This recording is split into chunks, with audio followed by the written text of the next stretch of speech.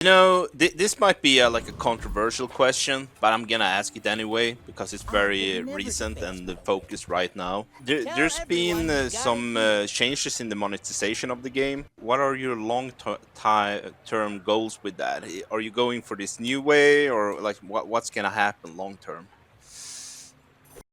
Hello, everybody. We're just going to get right into the game. This is the Bazaar, and it is a auto battler meets kind of like a card game, board game thing with a timetable. It was very unique.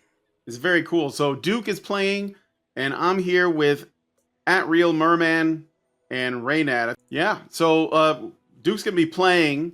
Well, we can just talk about the game. So tell us, what is the Bazaar? What was the concept and all that? Bazaar is the first hero builder. That's kind of what we decided to name the genre. It didn't exactly fit into any of the existing buckets. Auto Battler makes a bunch of assumptions about what it is, things that it just doesn't have. And Hero Builder just kind of fit best.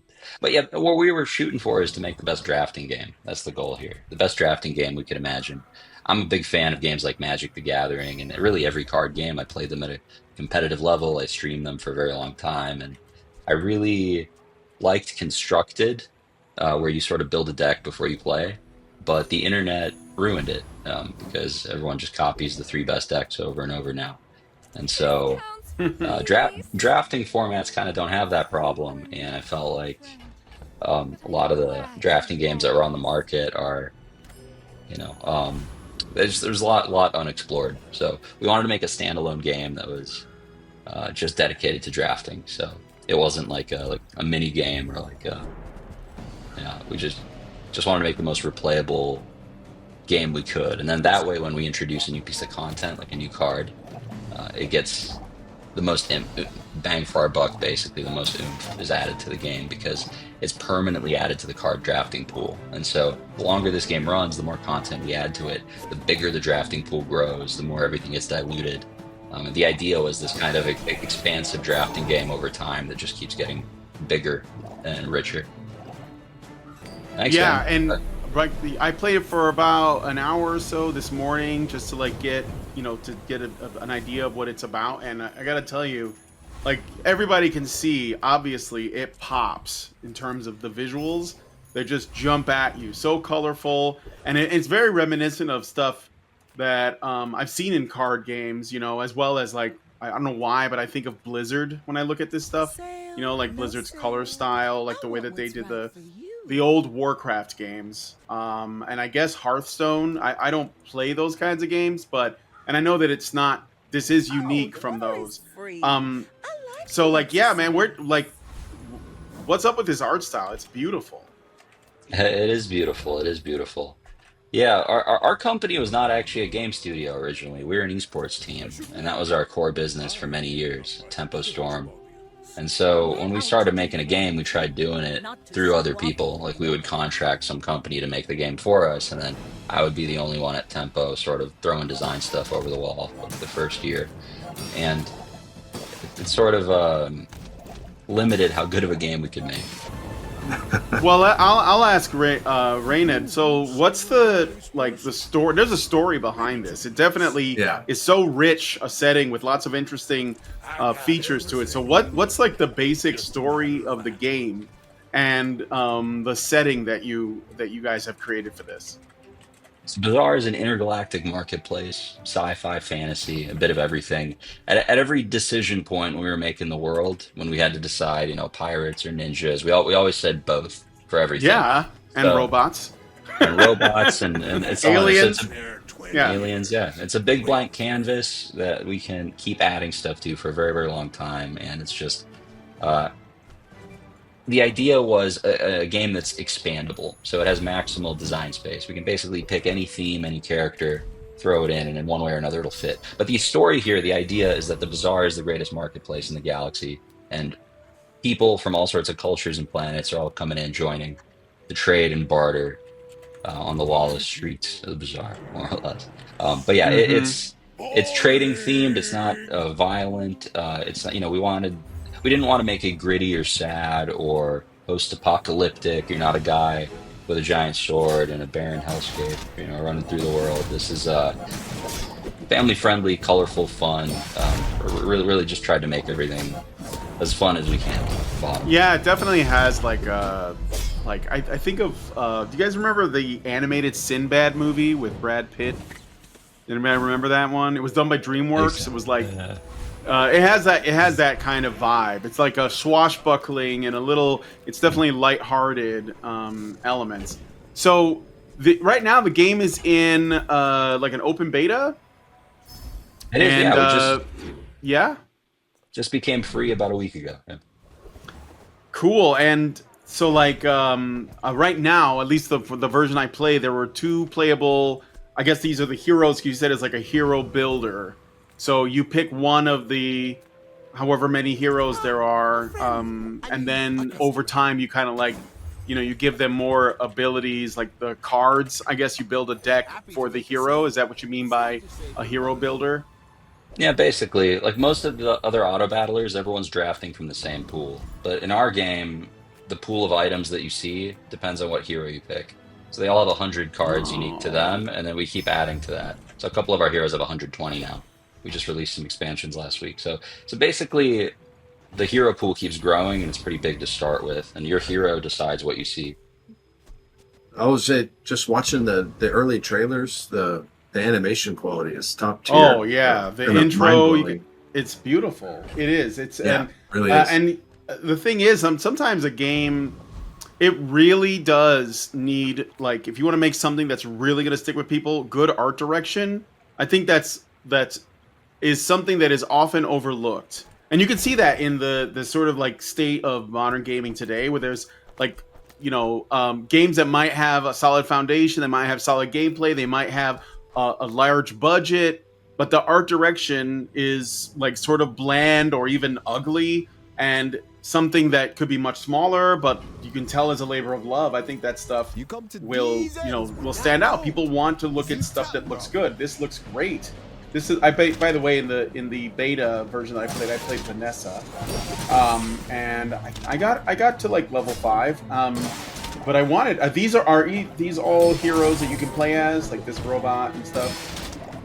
That's right. Yeah, they are. These are our main characters, and these characters, the look of them has been changed even as recently as like a couple months ago. So the Oh, thing is, really? our art style didn't look like this from day one. It was an iterative process. You can see videos we did going back 6 years, where it started way less refined, and iteratively it improved. It's for me really the test is what you're willing to call done, because you can always make it better by destroying the whole thing, throwing it away, and rebuilding it 10% better, right? And there's all these realities stopping you from doing that. There's a limit to how much you can iterate. But for the Yeah. art direction, we just never stopped the path of improvement. We never called it done. They're still improving as a team, and I really, yeah, I like the trajectory. Yeah. So what's the We got to gameplay make loop money, as we man. watch it? Like, what's the general gameplay loop for people, so they So know the what to game, expect? yeah. So you jump in, you pick a hero, and every step of the way, it's the same thing. You just have a few choices, and you pick one. That's every decision in the game. It's just like that first moment in Pokemon: Charmander, Squirtle, or Bulbasaur, over and over again. So you go on this adventure through the bazaar. You meet these merchants, and you buy items from them. Those items build up your board, and the fights all play themselves. So all you're really thinking about is what items do I want the whole time? How do I manage my money? How do I find the best synergies? How do my items work together so that I can, Hmm. so that the way that the items are designed is not to be better or worse than other ones. They're all contextually powerful. So depending on what other items you have, the power level scales wildly on every item. And so it's not just about a hierarchy of power. It's about re- reacting contextually to what you already have. But yeah, you just keep taking stuff. Basically, it's that the shopping spree in a toy store or whatever. When everything's free, you're throwing stuff in the shopping cart. It's kind of that feeling. But along the way, you meet these cool characters. It's great, rich world building and voice lines, and so it doesn't feel entirely mechanical. It's not just about the numbers. The combat comes to life. It's more visual. The characters speak to you. We put a great deal of effort into the design of the characters that aren't playable. So yeah, it's just trying to make a fun little adventure that's super replayable, and the game pieces interact in maximally different ways. Like the cards are very interoperable. In most auto battlers, it's asking you to like stack warriors, you know, how many warriors you have decides how strong your buff is. And our game, it's not just like collect the warriors, it's more like a bunch of different discrete effects that can be combined in different ways. And so you get this Mhm. emergent synergy, this emergent fun. So it's an emergent strategy game. So, what like is this? Is this sort of like what fantasy football is? Because I've never played any of that before. Is it is Yeah, it something yeah, like that? Okay, okay, exactly. cool. That's exactly But what it is. Every card is a player. Yeah. yeah, yeah, okay. So this is what fantasy football would look like if it was something that was going to get my attention.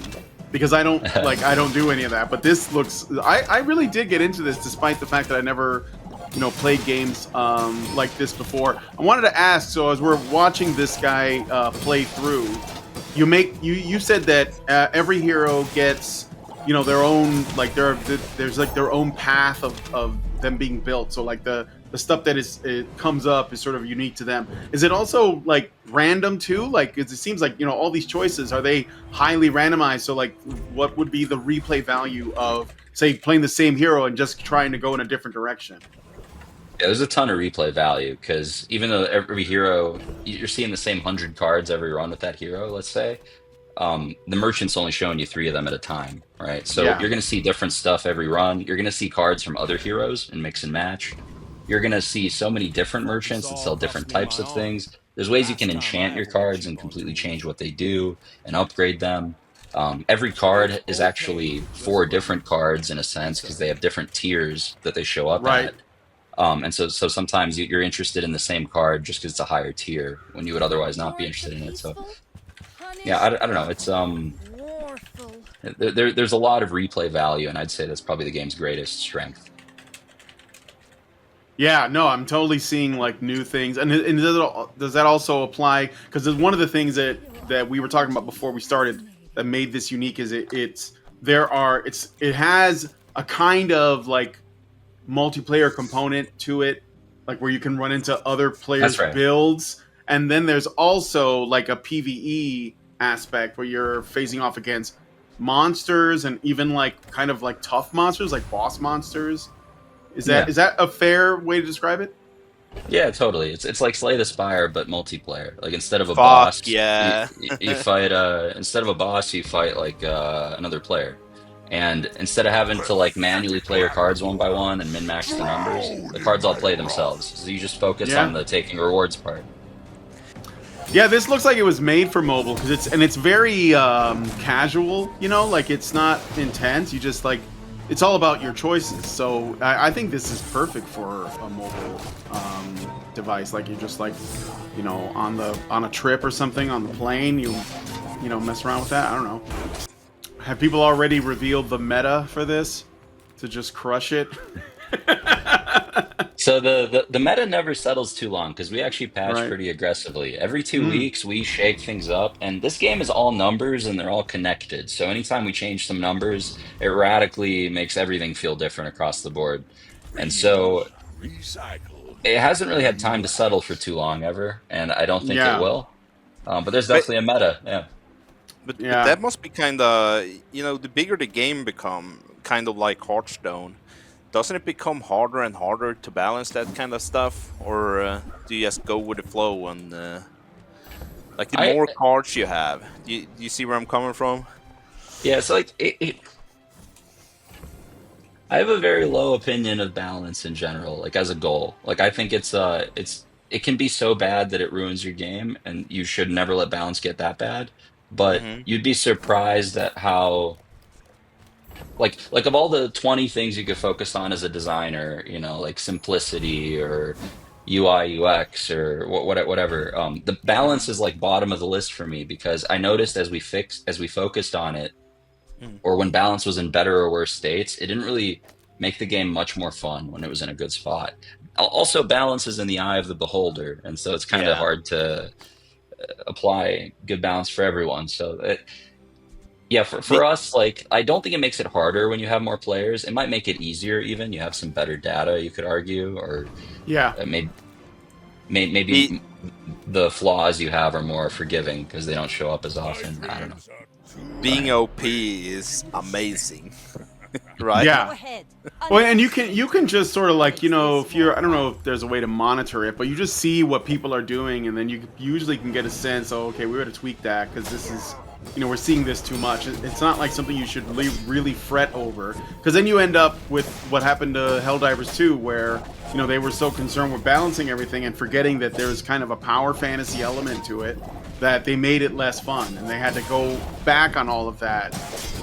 So. Yeah, I agree. I mean, I think to concern yourself too much with balance, you're risking like making it less fun. And you can always just, make little adjustments later when you see. And probably it's better to just make everything stronger, like lift everything up instead of like, bringing things down.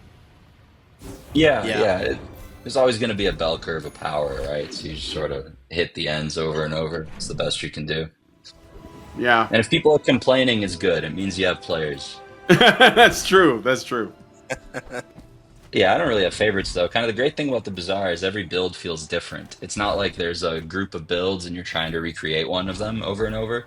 It's like every build is this emergent, unique thing. You'll pretty much never draft the same build twice. You can, but it's hard, and for a lot of builds, it's almost impossible to replicate. Is there an endpoint that you're playing towards? Like the game, does it have an ending or a final boss or something like You that? try to get, yeah, you try to get as many wins as you can, and it ends after you beat 10 players. Oh, This might be like a controversial question, but I'm gonna ask it anyway because it's very recent and the focus right now. Um, what are you? There's been some changes in the monetization of the game.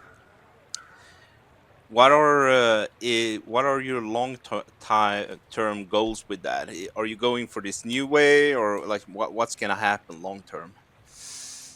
So the monetization systems in the game are treated just like every other system. We just iteratively improve them. So just like I said, we did it with art direction, we do it with design, we do it with everything. So you see these like big patches every 2 weeks with a ton of stuff changing. That's like Yeah. a pretty different philosophy um, from how a lot of studios run. Because for us, we're trying to maximize iteration rate basically, and so Best way. monetization's no different. Like I said in the update video before the patch even went live, like we'll try it. We think it works, and if there's stuff that could be better, we change it next season. So that'll probably still be the case. We'll keep iterating on it. We do have some changes planned for season one that I think will be good, but yeah, it's the case where like No, I gotcha, man. I joined in this one, so I haven't seen how it was before. But I'm having fun. I'm getting a bunch of keys and shit, so it's working. man. Yeah, I think it could be better, but it's also like hard to gauge how certain people will respond to stuff. Like the topic of monetization is weird. Some of the responses are surprisingly unintuitive. Like certain things that we thought would be benign feel really bad to players, and certain things that we thought would feel bad nobody has issues with or like hmm. they even like. And so you really just sort of have to run it in the real world to see what the problems are. I think with monetization a lot of times, like And you yeah. kind of have to remember that it's usually a small minority that cries out for every change you do, right? Oh yeah, that's kind of the thing, right? There's when you get when you're on the internet, you get all sorts of folks, right? And happiness is on a bell curve, just like Yeah. balance, right? And the least happy people have bots now, I'm and gonna tell my wife that happiness is uh, on a bell curve. yeah, yeah. Have you thought about more game modes or Hmm. like Yeah, yeah? 100%. Yeah, So then you there's could so keep many it fresh, features. right? Yeah, yeah. There's a lot of features the game's missing. There's other modes we want. We really want a PvE mode, so no multiplayer at all, just entirely single player. Oh, Yeah. I, And I love that because every time I see one of these, what is it called, brand founders, I'm like, oh my god, I'm gonna get a new asshole. I want to play against the mobs. it's a skill intensive game for sure. Yeah. Um, and So we Oh, I would no. Go ahead and finish your statement. I was just gonna say we made some controversial design choices, like we don't have skill-based matchmaking, right? So that's part of what makes us want PvE mode more. So have something for the casuals. Um, yeah, but there's other modes we're considering as well. More social stuff, more co-op stuff, all the above. Oh, cool. Oh Yeah. I wow. like it. Co-op. That could be neat.